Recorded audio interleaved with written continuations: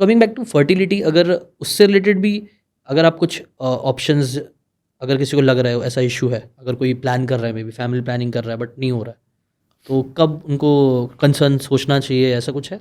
इसका भी कुछ नहीं टाइम फ्रेम होता है और क्या करना चाहिए, ऐसा कुछ है? नहीं, ऐसा कुछ टाइम फ्रेम नहीं होता, बट एक्चुअली में देखा जाता है कि जब हमारे पार्टनर जैसे एज इन वाइफ के पीरियड्स जब से स्टार्ट हुए हैं उससे 11 डे काउंट कर लो।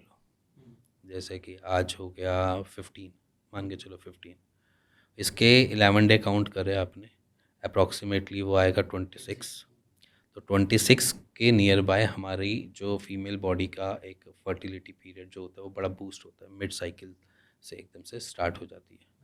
तो वहाँ पर हम देखते हैं कि कंसीव के चांसेस बढ़ जाते हैं। ठीक है, एक जनरल है ये। ठीक है, और अगर आप बहुत लंबे टाइम से कंसीव करने की प्लान कर रहे हो तो शायद मेरे हिसाब से आपको एक बारी ना एक बारी डॉक्टर को कंसल्ट जरूर करना चाहिए। तो लंबा टाइम मतलब कितना, फिर भी कुछ ऐसा देखो अप्रॉक्स? एग्जैक्टली अगर देखा जाए तो इतना कुछ वो नहीं होता, क्योंकि कभी कभार 6 महीने भी बहुत लंबे लगते हैं हुँ। और कभी कभार साल भी कुछ नहीं टाइम लगता। रिलेटिव है। हाँ, टाइम रिलेटिव है, वो हमारे ऊपर डिपेंड करता है हाँ, कि मेरे को कब जागना है। हाँ।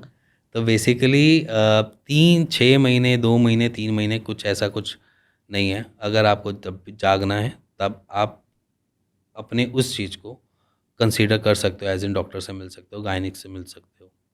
और अगर आपको कभी ऐसा लग रहा है कि भैया मेरी रिपोर्ट भी सही है और सब कुछ परफेक्टली हो सकता है फिर भी कंसीव नहीं हो रहा, तो मैंने स्पेशली एक चीज़ ऐसी बना रहा हूँ सीड फिट में ही, जिसमें मेरे को ये हेल्प मिल जाएगी कि जहाँ पर कंसीव के इश्यूज आ रहे हैं वो थोड़े कम हो जाएंगे। अभी क्या होता है कि एक जनरल इशू है कि मेल की रिपोर्ट्स भी नॉर्मल आ रही हैं, फीमेल की रिपोर्ट्स भी नॉर्मल आ रही हैं, बट वो कंसीव नहीं हो पा रहा। अब वहाँ पर एक ही चीज़ समझ में आती है कि आपका स्पर्म कितना हेल्दी है। हुँ। ठीक है, आपके स्पर्म काउंट सही है, आपकी मोटिलिटी भी सही है और आपकी सारी चीज़ें। अब आता है स्ट्रॉन्ग स्पर्म कितने हैं। एक्चुअली क्या होता है कि जब हम स्पर्म इजैकुलेट करते हैं या सीमन इजैकुलेट करते हैं तो उसका एक ट्रैवल टाइम होता है, या वो ट्रैवल करता है टूवर्ड्स एक्स। अब उस बीच में उसको बहुत सारी बॉर्डर से गुजरना पड़ता है। ठीक है, तो जितने वो बॉर्डर से गुजरेगा उतना वो थकेगा और उतना वो फटीक फील करेगा और उतना वो थक के गिर भी सकता है। अब उस बॉर्डर में जो सबसे लास्ट जो जगह होती है ना, वो एक इम्यूनिटी होती है जहाँ पर फीमेल बॉडी की इम्यूनिटी आती है। अब फीमेल बॉडी की जब इम्यूनिटी अगर उस पर इतनी भारी पड़ रही है कि उसको वहाँ तक एग तक पहुँचने ही नहीं दे रही है, तो भी कंसीव के चांसेस बंद हो जाते हैं।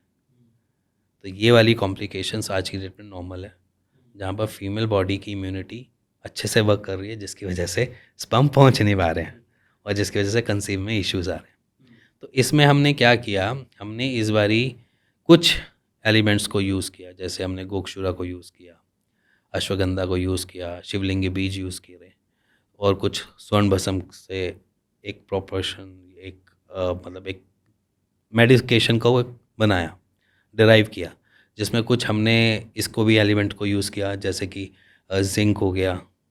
ठीक है, उसी के साथ हमको मिल जाता है विटामिन डी, B12। ठीक है, थोड़ा सा आयरन, इन सब का एक प्रोपोर्शन में बना कर दिया, जिसमें हमने अपने क्लिनिकल ट्रायल्स में भी देखा कि कंसीव होने चालू हुए, अच्छा।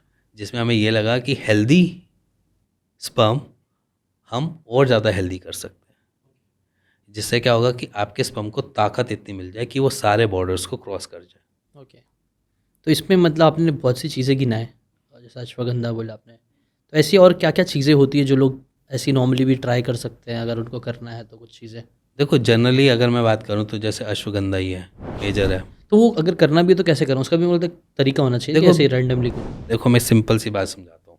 हुँ, रैंडम तरीका कभी भी काम नहीं करता, हुँ, क्योंकि रैंडम तरीका आप आज खाते हो कल छोड़ देते हो, परसों खाओगे फिर तरसों छोड़ दोगे। हुँ, कभी आप दूध से ले लोगे, कभी पानी से ले लोगे, कभी अपनी फर्टिलिटी के लिए अखरोट खा लोगे, कभी नहीं खाओगे।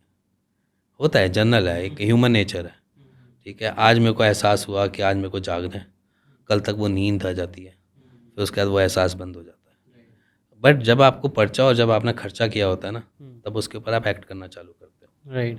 तो एग्जैक्टली अगर मैं यहाँ पे बात करूँ कि आप किसी भी डॉक्टर से मेडिकेशन ले रहे हो, हुँ, खर्चा करके ले रहे हो, तो आप उसको लोगे भी सही। ठीक है, तो एक ही जनरल चीज़ है जो, अगर आप एक जनरल अगर हम बात करें रेमेडियल एक्टिविटीज़ पे, तो रेमेडियल एक्टिविटी आप कर भी लोगे, ले भी लोगे, बट उसका रिवर्ट बैक आप इतना लंबा टाइम नहीं देख सकते। जब आप स्पेंड करते हो तो थोड़ा और केयर करते हो, राइट। अगर आपको ये बातें काम की लगी होगी तो do check out the full podcast यार, जाके देखो, डिटेल में चीज़ों को समझो, तब ज़्यादा अच्छे से समझ में आएगा, ज़्यादा अच्छे से आप अपनी ज़िंदगी में चीज़ें अप्लाई कर पाओगे। Thanks so much and subscribe this channel.